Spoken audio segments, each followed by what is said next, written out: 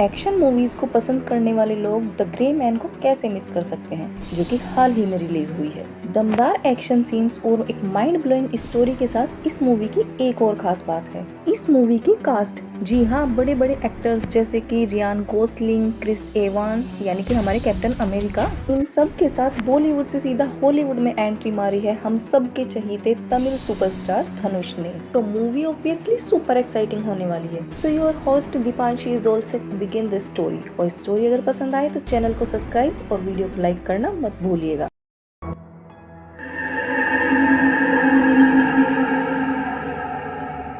तो मूवी की स्टार्टिंग होती है सन 2003 फ्लोरिडा के स्टेट जेल से, जहां पर कर्ट गेंट्री नाम का एक व्यक्ति यानी मूवी का लीड कैरेक्टर मर्डर के जुर्म में सजा काट रहा था। तभी CIA एजेंट डोनाल्ड फिट्जरॉय उसके सामने एक डील ऑफर करते हैं। फिट्जरॉय कर्ट से कहते हैं कि अभी तुम्हारी सजा सन 2031 तक चलने वाली है और अगर तुम मेरी डील एक्सेप्ट कर लेते हो तो मैं आज ही तुम्हें यहाँ से बाहर निकाल सकता हूँ।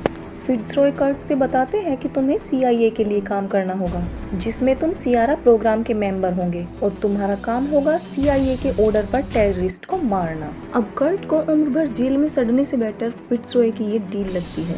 यही सोचकर वो CIA ज्वाइन कर लेता है और CIA से उसको एक नया नाम मिलता है, सियारा 6। अब सीन शिफ्ट होकर 18 साल बाद यानी कि प्रेजेंट टाइम में आता है और यहाँ पब में 6 को दिखाते हैं, जो कि CIA का एक और टास्क पूरा करने बैंकॉक आया हुआ था। और इस ऑपरेशन में उसका साथ देने एक और CIA एजेंट आई थी जिसका नाम था डैनी मिरांडा। अब इस पूरे ऑपरेशन के दौरान 6 को इंस्ट्रक्शन दे रहा था CIA का हेड ऑफिसर, जिसका नाम था कारमाइकल। कारमाइकल 6 को बताता है कि आज जो उसका टारगेट है वो व्यक्ति बहुत ही ज्यादा खतरनाक है। वो हमारी कंट्री की सिक्योरिटी इंफॉर्मेशन लीक करके दूसरी कंट्री को बेच रहा है, तो उसका मारा जाना बहुत ज्यादा जरूरी है। अब टारगेट 6 के निशाने पर होता है, लेकिन शूट करने से पहले ही बीच में एक बच्चा आ जाता है, इसलिए 6 शूट नहीं कर पा रहा था। लेकिन कारमाइकल उसको ऑर्डर देता है कि तुम्हें किसी की चिंता करने की कोई जरूरत नहीं है, just shoot and kill the target. So इस बात से ये तो साफ हो जाता है कि कारमाइकल को आम लोगों की जान की जरा भी फिक्र नहीं थी। वो बस किसी भी तरह टारगेट को मरवाना चाहता था, चाहे उसके साथ फिर निर्दोष लोगों की जान ही क्यों न चली जाए। लेकिन 6 ऐसा नहीं करता है, वो अपनी गन वहीं छोड़ देता है और सीधे ही टारगेट के पास चला जाता है। और अब टाइम आ गया था कुछ धमाकेदार एक्शन सीन्स का। काफी देर तक मजेदार फाइटिंग चलने के बाद जब फाइनली 6 टारगेट को मारने वाला होता है, तब टारगेट बोलता है कि मैं जानता हूँ तुम सियारा 6 हो, और वो खुद को सियारा 4 बताता है। साथ ही कहता है कि मैं भी तुम्हारी तरह CIA के लिए काम करता था, लेकिन मुझे कारमाइकल की सारी काली करतूतों का पता चल गया था, इसीलिए उसने तुम्हें मुझे मारने के लिए यहाँ भेज दिया है ताकि मैं कहीं उसकी पोल न खोल। मरने से पहले वो 6 को एक लॉकेट देता है जिसमें कारमाइकल के खिलाफ सारे सबूत थे और कहता है कि मैं चाहता हूँ तुम दुनिया के सामने कारमाइकल को एक्सपोज करो। इतना कहकर उसकी मौत हो जाती है। अब 6 के दिमाग की घंटी बजती है और वो डैनी के साथ वापस CIA जाने के लिए मना कर देता है और बैंकॉक ही रुकने का फैसला कर लेता है ताकि CIA से दूर रहकर वो कारमाइकल की सच्चाई का पता लगा सके। अब कारमाइकल के आदमियों को डेड बॉडी से कोई सबूत नहीं मिलता है,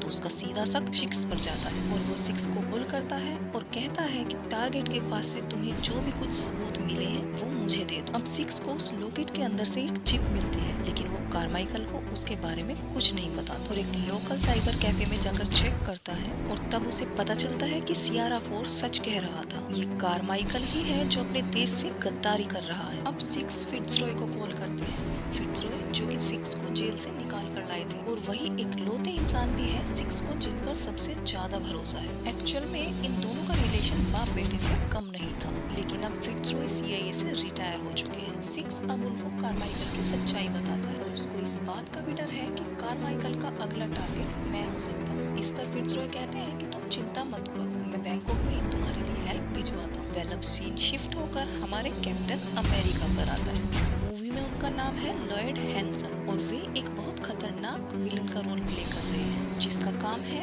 लोगों की सुपारी लेना, उनको जान से मारना और बहुत टॉर्चर करके इंफॉर्मेशन निकलवाना। इन शॉर्ट, लॉयड एक हार्टलेस इंसान है जो अपना काम पूरा करने के लिए किसी भी हद तक जा सकता है। अब सिक्स को मारने और उससे सबूत वापस लाने के लिए कारमाइकल लॉयड को मुंह मांगे कीमत पर हायर करता है। इधर फिट्जरॉय सिक्स को सही सलामत बैंकॉक से बाहर निकालने के लिए एक टीम हवाई जहाज के साथ उसके पास भेजती है और ये बात लॉयड अच्छी तरह से जानता था कि फिट्जरॉय सिक्स की हेल्प जरूर करेंगे, एज वो भी एक CIA एजेंट रह चुका है। तो सिक्स का पता जानने के लिए जरूरी था फिट्जरॉय का मुंह खुलवाना, और फिट्जरॉय का मुंह खुलवाने के लिए वो फिट्जरॉय की भतीजी को किडनैप कर लेता है और अब वो मजबूर होकर अपनी टीम के पास कॉल करके सिक्स को मारने का ऑर्डर दे देता है। लेकिन सिक्स ने कच्ची गोलियां थोड़ी खेली है, इतनी आसानी से कैसे मर जाएगा। और प्लेन में ही फाइटिंग शुरू हो जाती है। इसके बाद प्लेन क्रैश हो जाता है, लेकिन सिक्स पैराशूट लेकर कूद जाता है और किसी तरह अपनी जान बचा लेता है। और मजे की बात ये है कि वो फिर से फिट्जरॉय को कॉल करता है। इसको बोलते हैं ट्रस्ट। अब फिट्जरॉय सिक्स को बता देता है कि लॉयड ने उसकी भतीजी का किडनैप कर लिया है, इसलिए उसको मजबूर होकर ये सब करना पड़ा। इधर अब लॉयड ने सिक्स को मारने वाले के लिए एक बहुत बड़ी अमाउंट अनाउंस कर दी थी, जिससे अंडरवर्ल्ड के सभी लोग सिक्स को ढूंढने के लिए चारों तरफ फैल जाते हैं। इसके बाद मूवी 2 साल पहले फ्लैशबैक में जाती है, जिसमें दिखाते हैं कि फिट्जरॉय और उसके कोलीग मार्गरेट ने सिक्स को फिट्जरॉय की भतीजी क्लेयर की जिम्मेदारी सौंपी थी, क्योंकि most of the time Fitzroy mission पर रहता था और उसके दुश्मनों से क्लेयर की जान को खतरा था। और यहाँ ये भी पता चलता है कि क्लेयर को एक हार्ट डिजीज है, जिसकी वजह से उसका मेडिकल ट्रीटमेंट चलता रहता है। फिर सिक्स और क्लेयर में काफी अच्छी बॉन्डिंग हो जाती है and they became like a family and then he started to protect Claire like a family member. अब स्टोरी फिर से प्रेजेंट टाइम में आती है और सिक्स एक व्यक्ति के पास जाता है जो कि इलीगल तरीके से पासपोर्ट और जरूरी डॉक्यूमेंट्स बनाता है ताकि यहाँ से सेफली बाहर निकल सके। बट बैड लक, उस व्यक्ति को सिक्स के ऊपर इनाम वाली बात पहले से ही पता थी और वो सिक्स को ट्रैप करके लॉयड और कारमाइकल को उसका एड्रेस दे देता है।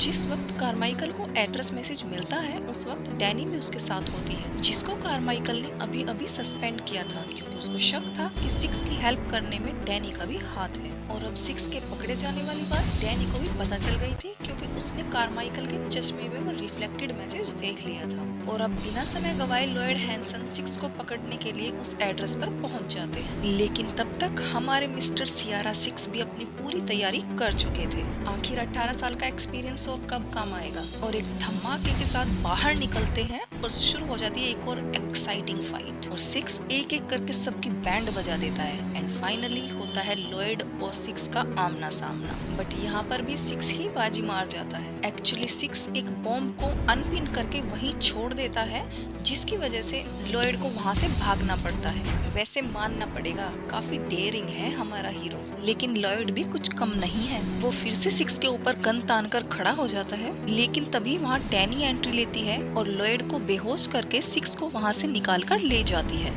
अब ये दोनों सीधे पहुँचते हैं मार्गरेट के घर, क्योंकि सिक्स ने वो लॉकेट मार्गरेट के घर डिलीवर कराया था, क्योंकि फिट्जरॉय के बाद मार्गरेट ही थी जिसके ऊपर वो भरोसा कर सकता है। लेकिन लॉयड के आदमी फिर से यहाँ आ धमकते हैं और फिर से गोलीबारी धूम धड़ाका शुरू हो जाता है। अब मार्गरेट इन दोनों को यहाँ से सेफली निकाल देती है, लेकिन खुद की जान गंवा देती है। लेकिन इसके बाद सिक्स वहाँ की लोकल पुलिस के हाथों पकड़ा जाता है और वे उसको हथकड़ी लगाकर वहाँ की बेंच से बांध देते हैं। और इस बार लॉयड के आदमी गन्स, मशीन गन्स, बॉम्ब्स और पता नहीं किस किस वेपन से वहाँ अटैक कर देते हैं। अब एक तरफ वहाँ की लोकल पुलिस और दूसरी तरफ लॉयड के भेजे हुए प्रोफेशनल किलर्स, और इनके बीच में फंसा होता है हमारा बेचारा सियारा सिक्स, जो कि हथकड़ी से बंधा हुआ था। और अब ये शहर मैदान जंग बन चुका था, क्योंकि लॉयड का मकसद था किसी भी तरह और किसी भी कीमत पर सिक्स को मारना, फिर चाहे उसको पूरा शहर ही क्यों ना बर्बाद करना पड़े। लेकिन सिक्स फिर से वहाँ से भाग जाता है और अगेन उसकी हेल्प करती है Danny. I am telling you guys, bye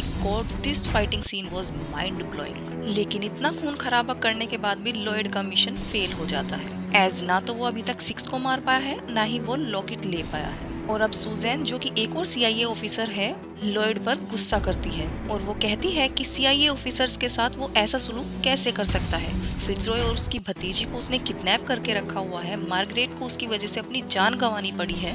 दूसरी तरफ सिक्स और डैनी निकल चुके हैं फिट्जरॉय और क्लेयर को बचाने के लिए। क्लेयर के हार्ट में पेसमेकर लगा होता है, जिसको ट्रैक करके सिक्स उसकी लोकेशन का पता लगा लेता है। लेकिन तभी एंट्री होती है हमारे तमिल सुपरस्टार धनुष सर की, और मूवी में उनका नाम होता है लॉन वुल्फ। अब वुल्फ भी उस बड़ी रकम के लिए सिक्स को मारने आया था, जो कि लॉयड ने अनाउंस की हुई थी। अब वुल्फ इस काम में काफी ट्रेंड और प्रोफेशनलिस्ट था और इसके बाद तीनों की जमकर फाइट होती है और समहाउ वो लॉकेट वुल्फ के हाथों लग जाता है और वो सीधे उस लॉकेट को ले जाकर लॉयड हैंसन को सौंप देता है। लेकिन तभी वुल्फ को पता चलता है कि लॉयड हैंसन अब क्लेयर फिट्जरॉय को भी मारने की प्लानिंग कर रहा था और बिना वजह एक छोटी बच्ची को मारने वाली बात से हमारे वुल्फ भाई साहब हर्ट हो जाते हैं और उनका हृदय परिवर्तन हो जाता है। तब तक सिक्स और डैनी भी वहाँ एक धमाकेदार एंट्री ले चुके होते हैं। अब एक तरफ धनाधन फायरिंग करके डैनी उन सबका माइंड डिस्ट्रैक्ट करती है और दूसरी तरफ सिक्स क्लेयर और फिट्जरॉय के पास पहुंच जाता है। रास्ते में आने वाले एक एक आदमी का सफाया करते हुए वो उन दोनों को बाहर निकाल लाता है। अब इस सब के बीच फिट्जरॉय को गोली लग जाती है और वो क्लेयर की जिम्मेदारी सिक्स को सौंपकर उसको वहाँ से भेज देता है। इधर डैनी और वुल्फ का एक बार फिर से आमना सामना होता है और डैनी उसको देखते ही उस पर टूट पड़ती है और दोनों की एक लंबी फाइट चलने के बाद वुल्फ रुक जाता है और वो लॉकेट वापस डैनी को सौंप देता है क्योंकि वो ये बात समझ चुका था कि उसके काम करने के कुछ उसूल है, लेकिन लॉयड हैंसन के ना तो कोई उसूल है और ना ही उसके अंदर इंसानियत है। इधर लॉयड सिक्स को मारने के लिए उसका पीछा करता है और फाइनली हम व्यूवर्स को देखने के लिए मिलती है इन दोनों बड़े एक्टर्स की 1-on-1 फाइट। दोनों ही एक दूसरे पर भारी पड़ रहे थे और कोई भी हार मानने को तैयार बिल्कुल नहीं था। काफी एक्साइटिंग ये फाइट चल रही थी कि तभी वहाँ सुजैन आ जाती है और लॉयड हैंसन को शूट कर देती है और लॉयड का वही गेम ओवर हो जाता है। इसके बाद सुजैन सिक्स के साथ एक डील करती है। वो कहती है कि अगर तुम अपनी और क्लेयर की जान की सलामती चाहते हो तो जैसे मैं कहती हूँ तुमको वैसी ही गवाही देनी पड़ेगी। और लॉयड तो वैसे भी एक नंबर का घटिया इंसान था, वो तो यही अंजाम डिजर्व करता था। और दूसरी बात, सिक्स अपने काम में इतना माहिर हो चुका था कि उसके जैसे सीआरओ को सुजैन खोना नहीं चाहती थी। अब सीआईए ऑफिशियल्स मीटिंग के सामने सारी तबाही का इल्जाम लॉयड हैंसन पर डाल दिया जाता है। इधर डैनी और कारमाइकल के बीच एक डील होती है जिसके अकॉर्डिंग वो क्लेयर फिट्जरॉय की सेफ्टी के बदले कारमाइकल का असली चेहरा दुनिया से छिपा कर रखेगी। अब एक तरफ सिक्स पुलिस की कस्टडी में था और दूसरी तरफ क्लेयर को भी सीआईए ने अपनी निगरानी में रखा हुआ था। लेकिन क्या ये पॉसिबल है सिक्स को ज्यादा देर तक अरेस्ट करके रख पाना?